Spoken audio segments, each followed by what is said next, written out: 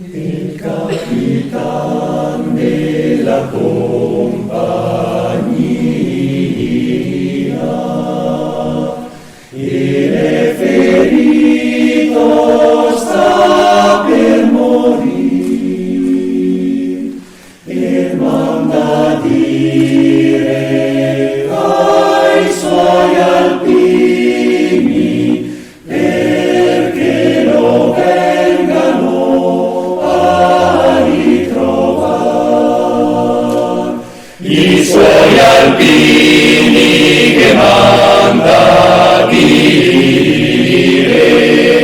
che non ha scarpe per camminare, o con le scarpe o senza scarpe, i miei alpini li voglio qua. Cosa comanda, signor capitano,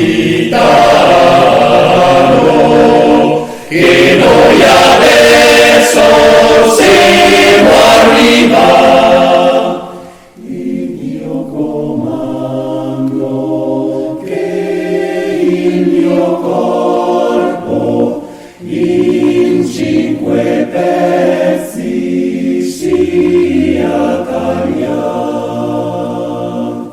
Il primo pezzo alla mia patria, secondo pezzo al battaglione, il terzo pezzo alla mia mamma, che si ricordi del suo figlio.